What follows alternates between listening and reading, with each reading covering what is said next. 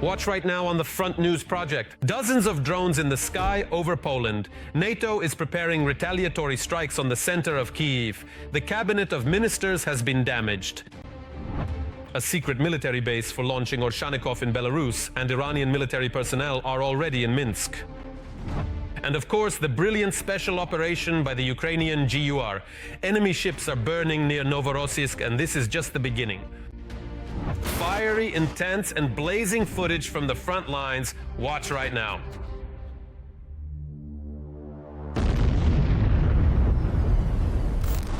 Greetings. This is Vladimir Timoshenko with you, and we're starting right away with the main topic of the week. A swarm of Russian drones in the sky over Poland. Several dozen combat UAVs violated the airspace of a NATO country just for a moment, which led to destruction. How did NATO respond, or how will it respond, and will there be a major war between Russia and the alliance? Let's watch. Oh my God. This is the beginning of World War III. NATO countries have never seen an attack like this before, or is it just a typical provocation? NATO's reactions to Russian drones entering Polish territory on the night of September 10th vary greatly, but the fact remains. For the first time, the Russian Federation openly attacked a country of the North Atlantic Alliance with strike drones.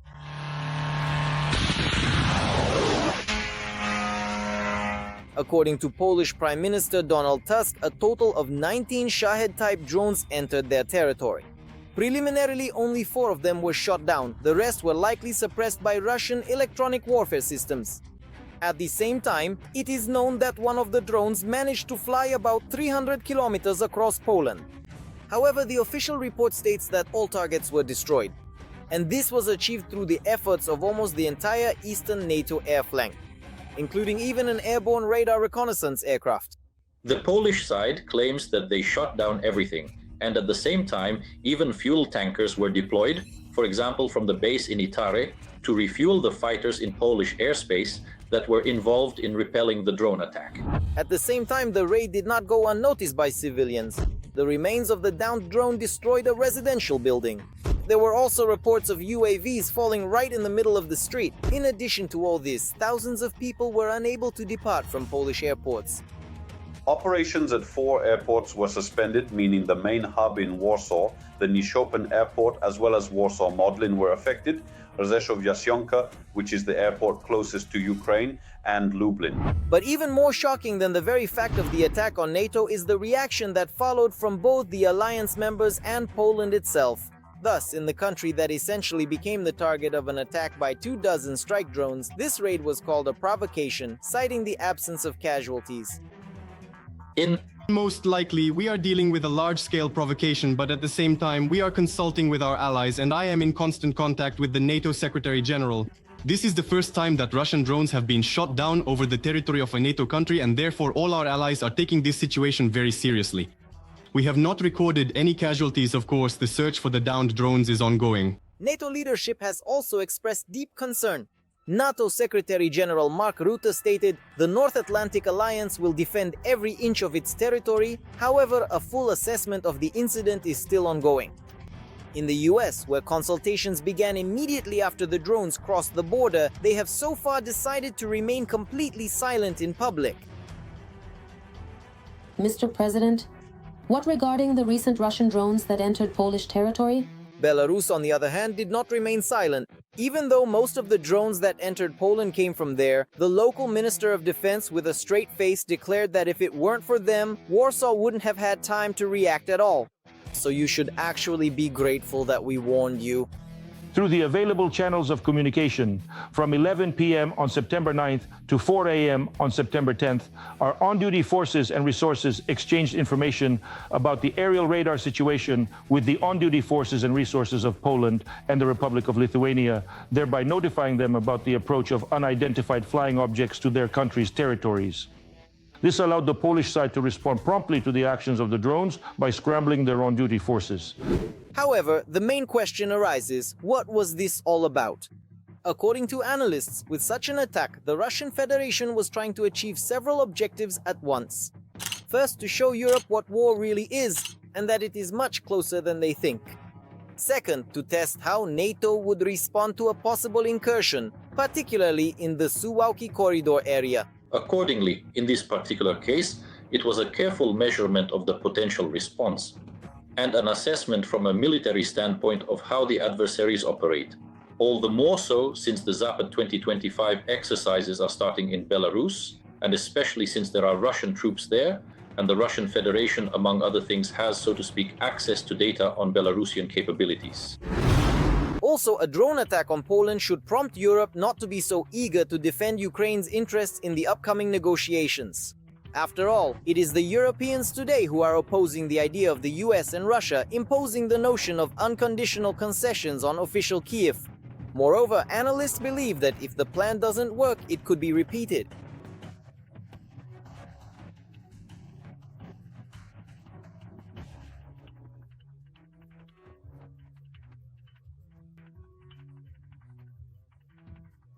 It's not for nothing, in fact, that a series of exercises is taking place on the territory of the Republic of Belarus. Undoubtedly, all these preparations, all these military maneuvers are primarily aimed at practicing certain actions that in the future will be directed either against the Baltic countries or against the Accord. Therefore, without a doubt, there is indeed a new round of escalation taking place. It seems that NATO also understands the growing risks, which is why, alongside rather lackluster rhetoric, they have nevertheless decided to urgently mobilize Polish reservists and strengthen the air defense in the eastern part of the country. The European Union has announced it allocated extra funds for Poland to buy ground-based air defense systems to counter drones, as well as artillery, electronic warfare equipment, and more. Music. If the aggressor is not pacified, the escalation will continue to grow. Therefore, it is necessary to increase the pressure on Moscow. President Zelensky also promised that if necessary, Ukraine would help Poland organize a public alert system and share effective methods for countering Russian drones and missiles. Ukraine, Poland. It seems this is only the beginning. The Kremlin is already, in fact, openly preparing for war with Finland. A certain head of the Russian Federation's Defense Committee, Andrei Kartapolov, declares that Finland, quote, is becoming a hotbed of fascism even faster than Ukraine. Meanwhile, the State Duma warns that Helsinki's irresponsible policies could lead to a conflict with Russia. And supposedly, the Finnish authorities will have to bear the responsibility for that. We've heard something like this before somewhere. Details in the report. New threats and accusations. The Russian dictator is preparing for yet another war. Russia has always achieved results and has always emerged victorious from even the most difficult trials. Well, not always, to be precise, but let's not recall the achievements of the great Russian army right now. In the past few days, Putin's lackeys have been making statements about a possible war. The former ALCO president, Dmitry Medvedev, has decided that Finland is preparing to attack Russia. After joining NATO under the guise of defensive measures, Helsinki is pursuing a confrontational course, preparing for war with Russia. It seems they are preparing a springboard for an attack on us. Moreover, according to him, Russia supposedly has a legal right to reparations from Finland for World War II. He claims that at the time they paid too little thanks to the goodwill of the Russians. Just more nonsense from the Kremlin drunkard Medvedev, who likes to rewrite history, just as Russia does in general. If we talk specifically about any reparations, there were repeated consultations between Soviet Russia and Finland after World War II, during which the term Finlandization actually emerged.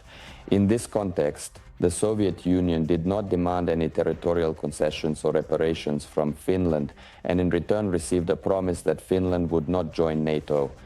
But obviously the situation has changed over time. Following the alcoholic Medvedev, the chairman of the State Duma Defense Committee, Andrei Kartapolov, also made aggressive statements. According to him, Helsinki's actions are allegedly extremely irresponsible, and the country's leadership is turning Finland into a hotbed of fascism. Finland is pursuing a truly irresponsible political leadership.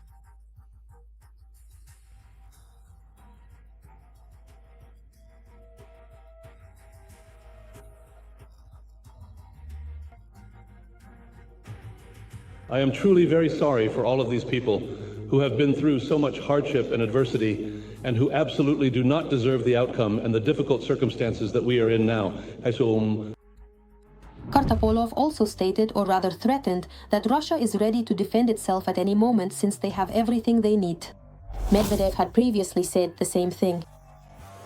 We cannot ignore the important fact that Finland is now a member of the North Atlantic Alliance. This inevitably leads to changes in our military approaches to border arrangements, as well as to countering any possible unfriendly acts. If we recall the well-known phrase often attributed to Churchill, that the fascists of the future will call themselves anti-fascists, then Russians are vividly highlighting the current ideology of the state owl, running around accusing everyone left and right of allegedly supporting Nazi or fascist ideas. Of course, there are no concrete facts behind these accusations, but this kind of hybrid psychological aggression against Finland, Poland, and the Baltic states is yet another confirmation of the Russian Federation's long-term plans. They have no intention of stopping at Ukraine, and much of Putin's plan is about restoring the Soviet Union's influence over Eastern and Northeastern Europe.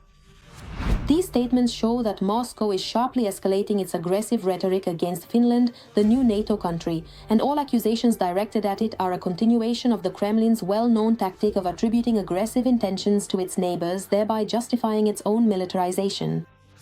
If the Finns do not respond proactively to various kinds of provocations, if the Finns let the Russians get away with hybrid attacks and information psychological operations, or possibly in the future, Finland may face cases similar to what we are seeing today with Poland, namely the incursion of a large number of drones, which can only be described as a deliberate plan, then the Russians will try to carry out concrete physical operations on the ground in order to seize Finnish territory. Russia has long been building up its strength along the Finnish border, erecting new tents and shelters for fighter jets from storage. In this way, the Kremlin is gradually preparing the ground to put pressure on Finland. Well then, now for an analysis of the operational situation on the blazing Pokrovsk front, where the enemy continues its campaign of military terror. On the Pokrovsk front, Russian forces attempted to advance 28 times on the positions of our troops in the areas of the settlements of Nikanorivka, Mayak, Novoekonomichna, Rodinska, Mirolubivka, Lisivka, Zverova, Kotlina, Udachna, Muravka, Dakhna, Filia, and towards the settlement of Pokrovsk. Our defenders have already repelled 24 attacks, and the fighting continues. 25 dead and 18 wounded Arikats. These are the consequences of the horrific Russian airstrike on the village of Yarova in the Donetsk region. Kremlin terrorists struck with aerial bombs precisely at the moment when people were receiving their pensions. The 5 most seriously wounded were taken to Dnipro. TSN journalist Olha Pavlovska found out what condition they are in and whether there is any chance of saving them. Tatiana has just been brought from the operating room to intensive care. She has multiple injuries all over her body, but the most dangerous fragment which pierced her neck has just been removed by the doctors. The surgery, the vertebral artery is very important for our body. It supplies blood to the posterior parts of the brain and vital organs. 68-year-old Polina asked not to show her face. She had already left Yarova in the summer to get away from the front line, but returned to collect her pension and was caught in the attack. I came for my pension. It hadn't been transferred to my card yet, so I thought I'd just withdraw it since it had already arrived here. I had just come to collect the money and there were already dead bodies lying around. These are the consequences of the strike. There were a lot of people here, a lot of blood, and a lot of pieces of clothing. These are the first minutes after the strike. Dozens dead, dozens wounded, almost all of them elderly people who were standing in line for their pensions. The most severe case is 71-year-old Vasily, who was brought to Dnipro in a coma. His condition is extremely serious, even critical. He lost parts of his intestines, has no navel, it was torn out, and his legs are badly wounded. She was just watering flowers in the square, says Elena, a municipal worker. While working, she saw people gathering to collect their pensions. She regained consciousness, already covered in blood and with fractures after the powerful explosion.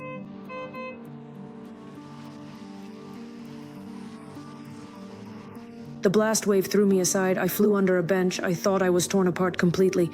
There was panic. Everyone was running. People were screaming. Someone had their leg torn off. It was all so terrifying.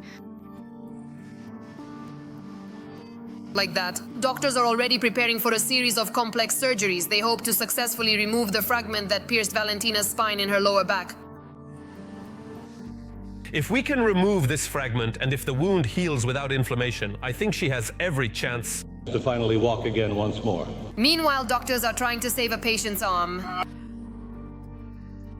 The fragment entered the middle third of the upper arm, traveled along the bone, broke the bone, and stayed there. There is always a chance, but unfortunately, the older the patient, the fewer chances there are. It's a feature of physiology, and the bones are very fragile. The condition of all 5 of these wounded remains serious, while the other 13 victims from the village of Yarovaya are currently receiving assistance in the Donetsk region. Every voice matters. Join our community, support independent journalism, and help us bring you the truth from Ukraine. Become a member of Ukraine Today. Join us now. And now let's move to the Novopavlovka sector of the front. The bloody rampage of the enemy army continues here as well. In the Novopavlovka direction, Ukrainian defenders repelled 9 enemy attacks near the settlements of Ivanivka, Filia, Zeleny High, Tolstoy, Malivka, Komishuvaka, Olhivska, Poltavka, and towards Novoivanivka. Another 5 enemy attacks are still ongoing. The largest air attack by Russia on Ukraine since the beginning of the war, during which the cabinet of ministers was struck, is a sign that the self-confidence of the Russian dictator Putin is growing. The Kremlin has even stopped pretending to be interested in a peace agreement. This is exactly what the Western press is reporting. And by the way, foreign diplomats were shown the aftermath of the Russian attack on the cabinet building. A film crew from our colleagues at the television news service also visited the site of the strike. Here is their exclusive report for your attention. Journalists in bright lime green helmets are being led through the dimly lit government corridors. In the right wing of the government building, on the upper floors are the offices of the Ministers of Finance and Economy. Now they are without electricity, the corridors are flooded with water, and there is a sharp stench of burning.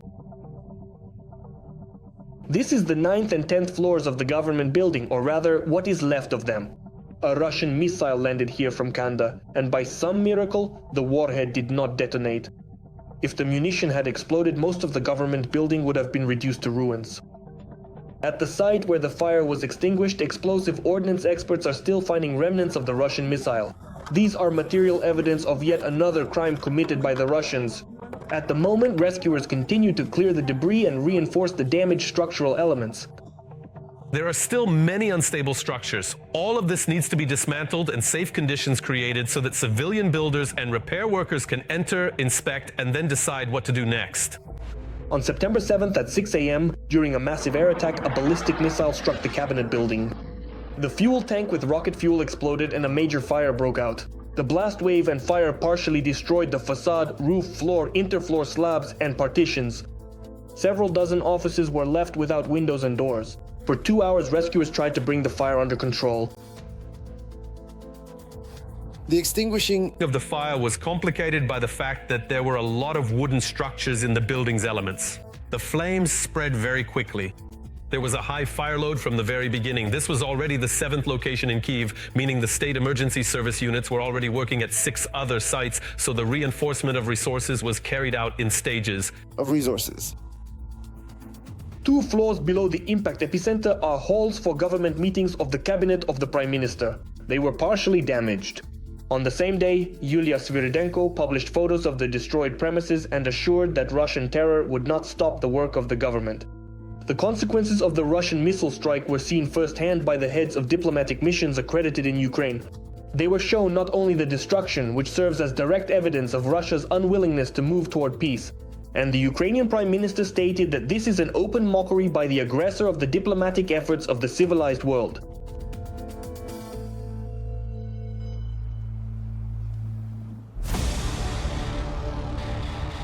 And right now, here is an analysis of the operational situation on the Kramatorsk and Toretsk fronts. The Russian world continues to destroy, kill, and maim here as well.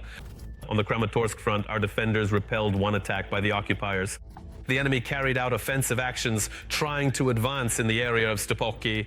The defense forces also stopped an enemy attack on the Toretsk front. The invader tried to advance in the area of the settlement of Poltavka.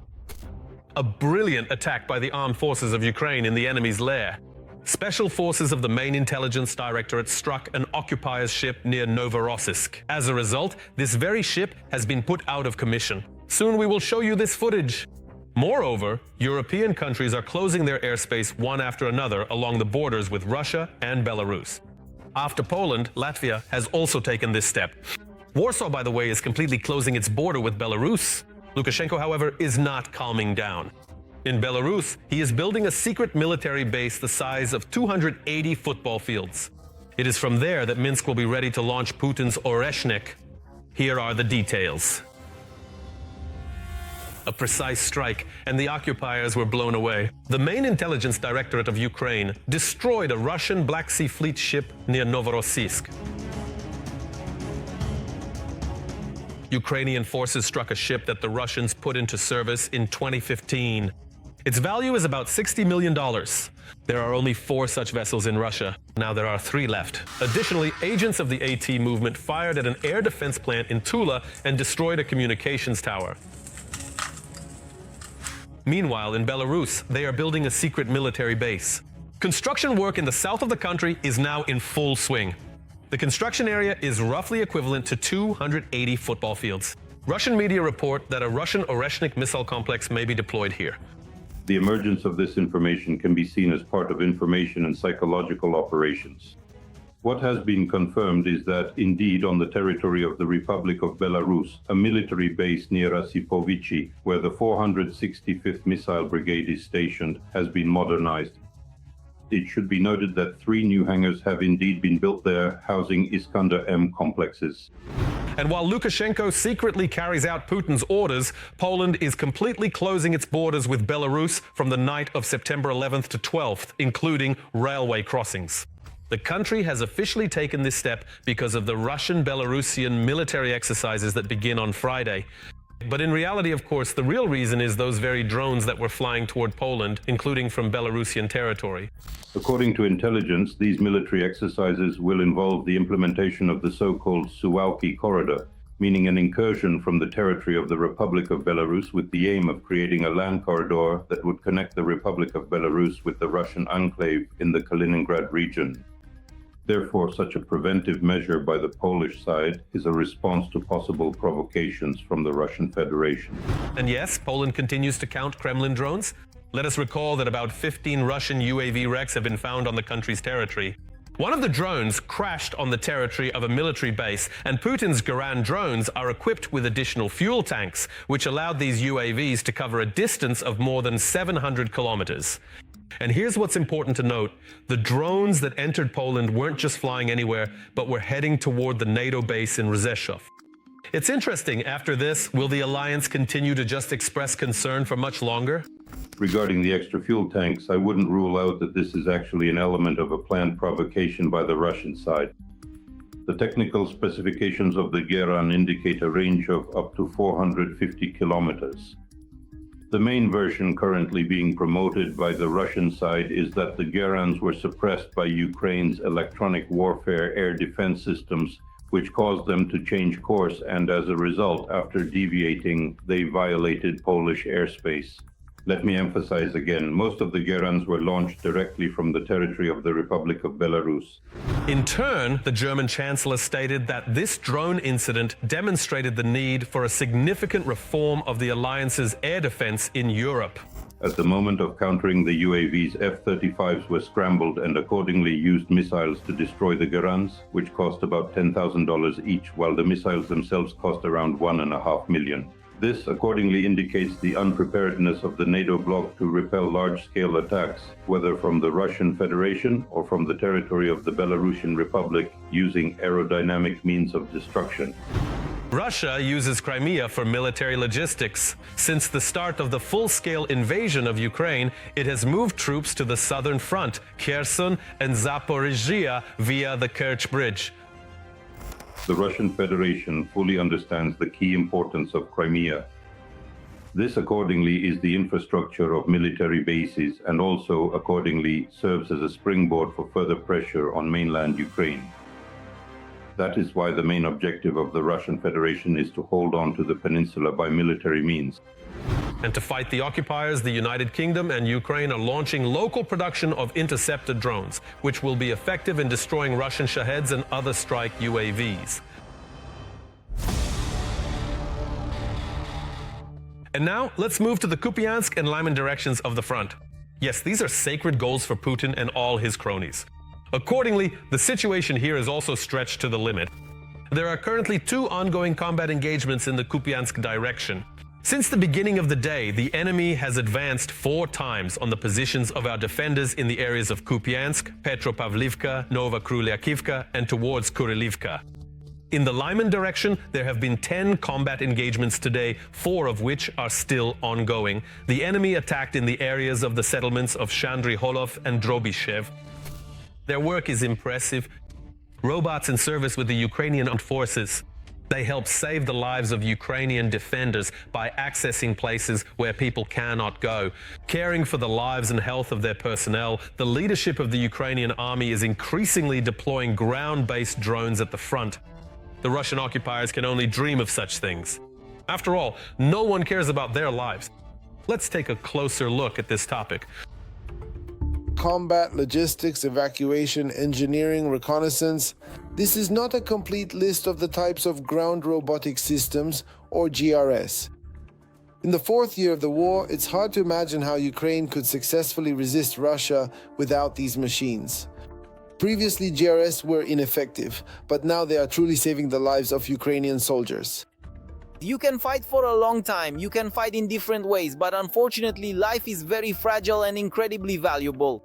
And in order not to pay a high price for the war against the enemy, we try to use drones. It's cheaper than fighting with people. The main goal of using GRS is to preserve human life. Right now, moving infantry on the front line in the gray zone is almost 100% suicide, because this is the territory of FPV drones, which can wait for a target for days in sleep mode. GRS are excellent at delivering ammunition and supplies. Tasks are carried out logistically with vacuum operations, that is, delivering provisions. We work at the supply position, evacuate the wounded. With the help of these robots, we save the lives of servicemen. Even if there's a mine explosion, we only lose metal, not a person. They perform extremely well on the job, 100%. One example of a logistics GRS, the Rise, can carry up to 200 kilograms of cargo, for instance, evacuate 2 wounded soldiers. It operates at a range of 20 kilometers, meaning it can pick up or deliver cargo 10 kilometers away and return to the operator. This ground drone is capable of incredible feats. It works in tandem with an aerial drone, which serves as the Rise's eyes.